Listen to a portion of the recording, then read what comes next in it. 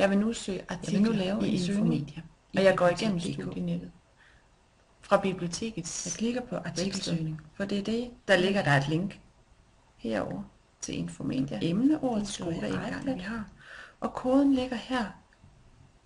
Og så skriver jeg børn, Det er brugernavn, og det er koden, og den skal altså bruges, når man skal logge ind på Infomedia. og klikker på søg. Jeg klikker, kommer til Skoda, Her får jeg 3 poster. og går op og klikker Det på er ikke Infomedia. mig.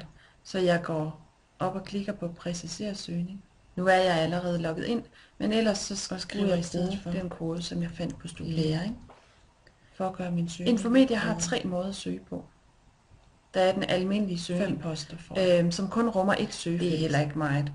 Men Der nogle af dem vil vil være være relevante. som giver Og jeg mulighed kan for lidt faktisk mere. se, Og så er der ekspertsøgning, tidsskriftet, som jeg synes, du skal hoppe i med det samme. artikler fra samme nummer. Når Ekspertsøgning jeg giver åbner mulighed posten, for at kombinere så lidt kan jeg mere. se, at temanummeret hedder IT i institutionen. Alle 3 Og jeg søgemåder har en formodning om, åbner at det her fast temanummer på at søge søge inden inden for de for sidste mig. 7 dage.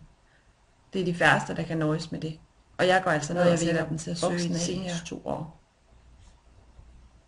Så putter jeg, Her i mit søgefelt, der Tidsskriftet. skriver jeg mine søgeord, jeg putter artiklen og i jeg skriver kurven, iPad, og så og kan jeg vende kombinerer det tilbage med. senere, når jeg skal til at vælge ud, Og- hvad for nogle og de skal altså artikler, skrives jeg på vil vælge. engelsk og med store bogstaver.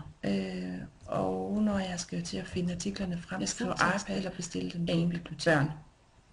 Når de er vinget af, Så så søger jeg. jeg op under min kurv. Og lige nu søger jeg altså i alle kilder. Herover til højre kan jeg se, Men 5 poster er altså hvor mange ikke nok. artikler der er i de forskellige typer kilder. Jeg prøver igen at skrive iPad Der er 394 i de og landsdækkende søger aviser. for at lave så bred en søgning som Så muligt. har vi ugebladet, vi har Og fagblad, 37 vi har poster dagblad. er altså ikke ret meget. Jeg kan se, Når jeg klikker her, så får kommer godt jeg nok altså ind avisartikler. i Men jeg har en formodning om, af at landsdækkende der må aviser, findes mere end det her. og med de samme Så jeg søgeord, vil som gå står i her Infomedia iPad og søge videre. børn.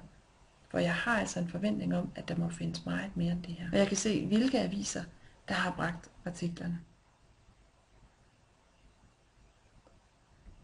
Jeg kan bygge videre på min søgning heroppe ved at skrive en læring. Så gør jeg altså min søgning mere snæver. Jeg går igen ind i de landsdækkende aviser. Og kan se her, at jeg får en artikel bragt i Politiken.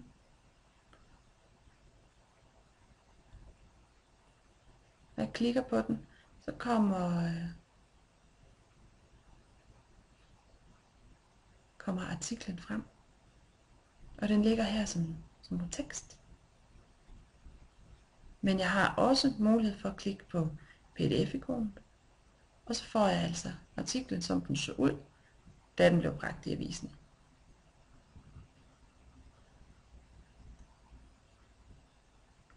Og her er det så opgaven at vælge ud, hvad for nogle avisartikler, der er relevante. Snævre ind ved at sætte flere søgeord på, eller gøre bredere ved at slette.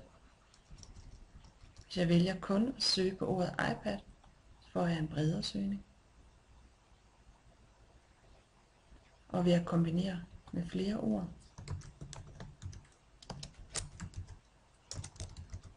får jeg altså en snævrere søgning.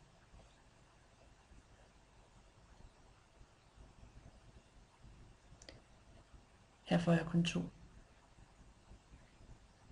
Når jeg går ind og kigger på artiklerne, så skal jeg selvfølgelig være kildekritisk og vurdere, hvem er det, der bliver interviewet, hvem er det, der udtaler sig, hvad er det for en avis, er der nogle skjulte dagsordner. Men det er altså her, jeg har mit råmateriale at vælge ud fra.